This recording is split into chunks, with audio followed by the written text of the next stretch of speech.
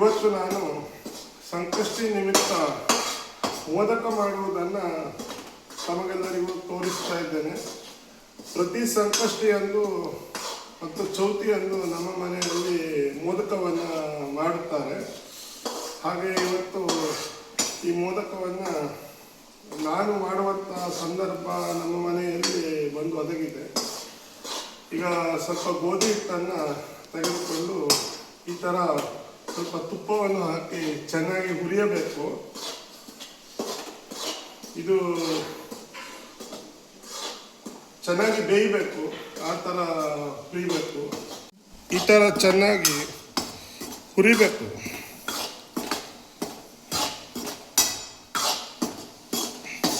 ಈ ಕಡೆ ನೋಡಿ, ಸಕ್ಕರೆ ಪಾಕವನ್ನು ಮಾಡಲಿಕ್ಕೆ ಇಟ್ಕೊಂಡಿದ್ದೇನೆ. ಈ ಥರ ಇದು ಸಕ್ಕರೆ ಪಾಕ ಆದಮೇಲೆ ಇದಕ್ಕೆ ಇಲ್ಲಿ ನೋಡಿ, ಇಲ್ಲಿ ಕಾಯಿ ತುರಿಯನ್ನು ಕರೆದು ಇಟ್ಕೊಂಡಿದ್ದೇನೆ. ಇದನ್ನು ಇದಕ್ಕೆ ಹಾಕಬೇಕು. ಅದನ್ನು ತೋರಿಸ್ತೇನೆ. ಈಗ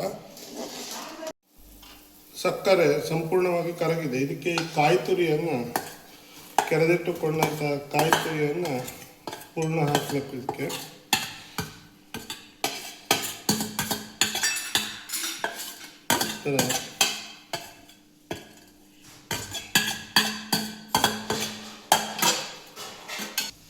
ಈ ಥರ ಚೆನ್ನಾಗಿ ಕುದಿ ಬರಬೇಕು.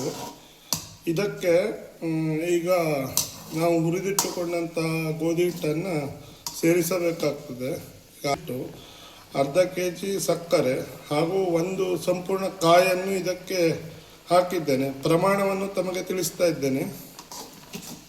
ಈಗ ಹುರಿದಿಟ್ಟುಕೊಂಡಂಥ ಗೋಧಿ ಹಿಟ್ಟನ್ನು ಇದಕ್ಕೆ ಹಾಕ್ತಾ ಇದ್ದೇನೆ.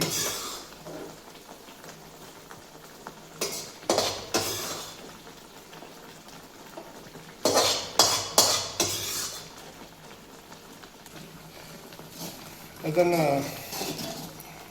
ಪೂರ್ಣ ಮಿಕ್ಸ್ ಮಾಡಬೇಕು. ಈ ಥರ ವೀಕ್ಷಕರೇ, ಅದಕ್ಕೂ ಮೊದಲು ನನ್ನ ಚಾನಲನ್ನು ಸಬ್ಸ್ಕ್ರೈಬ್ ಆಗದಿರುವುದು ದಯವಿಟ್ಟು ಸಬ್ಸ್ಕ್ರೈಬ್ ಮಾಡಿ ಹಾಗೂ ಬೆಲ್ ಐಕಾನನ್ನು ಒತ್ತಿ ಮತ್ತು ಲೈಕ್ ಮಾಡಿ ಮತ್ತು ಶೇರ್ ಮಾಡಿ. ಇದನ್ನು ಮುಗಿಸಬೇಕು.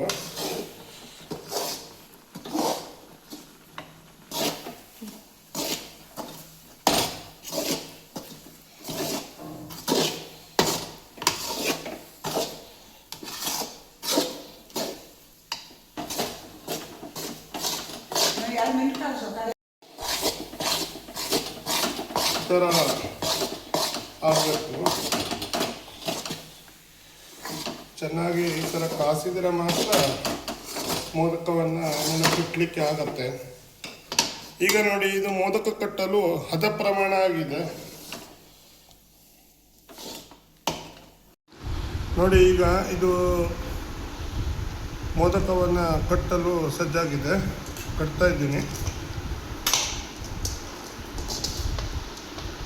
ಎಲ್ಲರಿಗೂ ಈ ವಿಡಿಯೋ ಇಷ್ಟ ಆಗಿದೆ ಅಂತ ಭಾವಿಸಿಕೊಂಡಿದ್ದೇನೆ.